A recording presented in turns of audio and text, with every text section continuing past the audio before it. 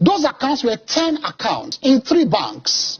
Accounts legitimately opened by him, and there were funds that he kept saving, where he was keeping his savings in the US.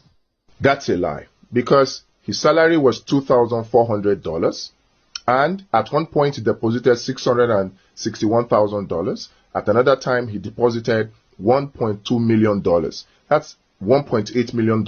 How do you save $1.8 million when your salary on a monthly basis is $2,400, which is actually just $38,000 plus per year? And he stated it himself that he didn't have any other source of income. So where is the savings? As I speak with you, if you want to know whether there is a criminal charge against somebody, you must have a complainant. So you will see the state versus so and so person. You must see that. And then you must have a charge number. You must have a charge number if there's a charge against anybody. There is no charge number in those documents. There were 2 charges. That's another lie. 18 U.S.C. 1956 and 18 U.S.C. 1957, which borders on money laundering and financial fraud. And then there was a charge number. The charge number is staring you in the face. 93C4488. That's another lie from Festus Keyamo. If you look at those documents too, Asiwaju Bola Tinubu was not mentioned as a defendant. They've skipped that. It was only account numbers that were mentioned, and at the end of the day, they just said account numbers in the name of Tinubu. That is all. Not that Tinubu was a defendant. It was account in his name, not him. Those accounts were sealed, not him. It was action in rem. That's another lie. The prayers of the United States Attorney was that due notice be given to all interested parties to appear and show cause why forfeiture should not be decreed. Who will come and appear? Is it the account number? So that's another lie. There is no charge. There was no charge. There was no indictment. There was no criminal process. It was a purely civil process against those accounts. There indeed were 2 charges, 18 U.S.C. 1956 and 18 U.S.C. 1957, which bordered on money laundering and engaging in money transactions in property derived from fraud. Now, there was an affidavit by somebody called Kevin Moss. Kevin Moss is just a normal prosecutor you see. That's another lie. Kevin Moss is not just another prosecutor you see. Kevin Moss is a senior special agent.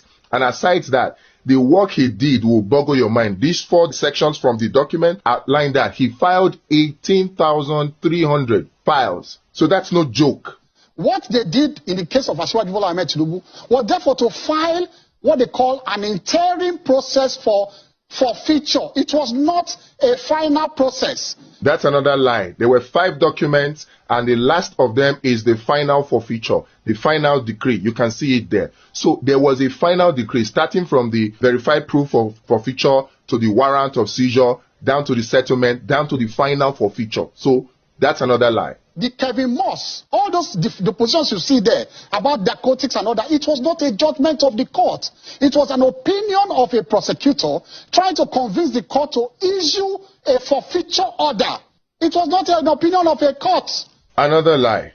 These are seizure warrants that were issued to first of all freeze the account, and then there was a final forfeiture that was issued, which is also an order of court. So to say it is speculative and it is not final, that's another lie. And so it was a presumption. These processes are processes of mere presumption. So they found monies in his accounts. They said, well, they needed to come forward. And in that affidavit of Kevin Moss. Again, another lie.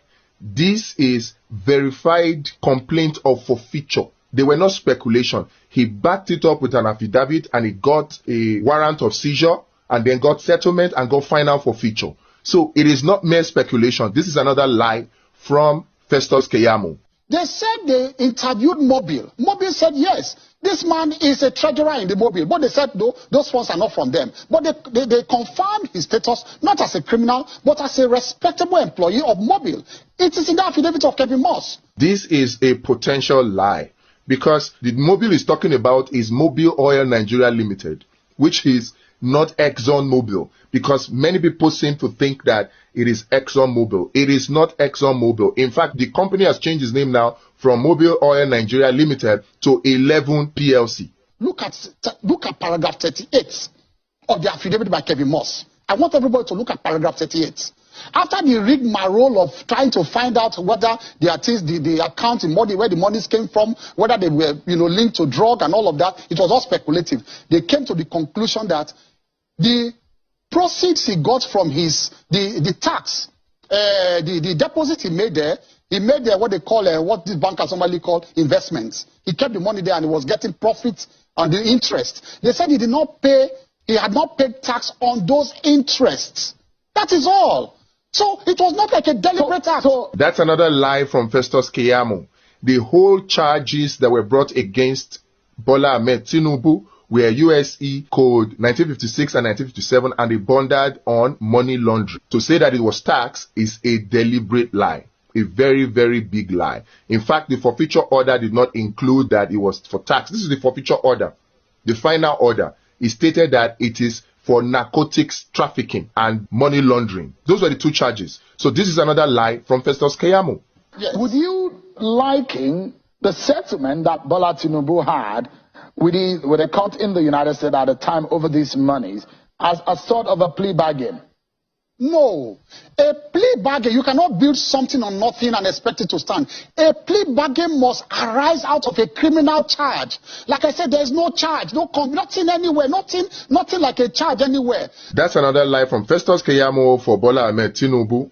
There were two charges, USC Code 1956 and 1957, which bordered on money laundering and using proceeds illegally gotten. Going from that, you see now that there was a plea bargain. This is stipulation of compromise settlement, which is plea bargain.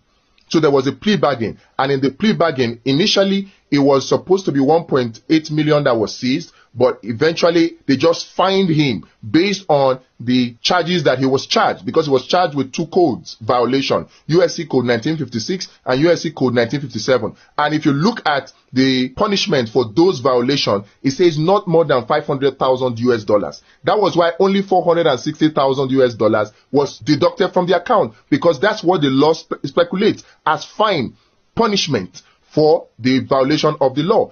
The other option would have been imprisonment, which I'm sure that Tinubu would not have wanted. So there was a charge, there was a plea bargain, and there was a fine, which is actually the forfeiture of the $460,000 based on the law. You established that there was a forfeiture, but if there was a forfeiture that was made, and that kind of forfeiture is still subsisting, and it has a criminal nature, that has not been set aside up to date. No. A forfeiture, you see, that's why I said you should take a paper and a biro. This is a lecture class for you. A forfeiture is not something hanging on your neck. It's a permanent settlement, and everybody, you will shake your hands and go your way. The forfeiture in this case, which proves that this is another lie from Festus Keyamo for Bola Tinubu, the forfeiture in this case is based on code violations for 1956 and 1957. The punishment for it is either fine of not more than $500,000 or imprisonment. And so Bola Tinubu was given a fine, which is the forfeiture settlement that he got, and it was $460,000. There was a forfeiture, which is actually a fine based on the two charges that were brought against him. I refer you again, paragraph 6, page 2 of the settlement signed. In that paragraph 6, they were even begging Asiwaju.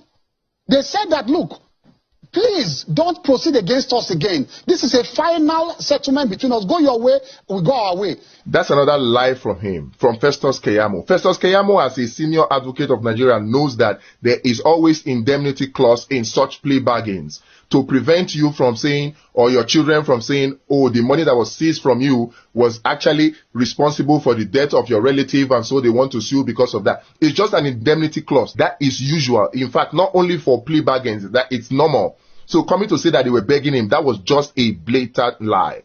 Out of the 10 accounts,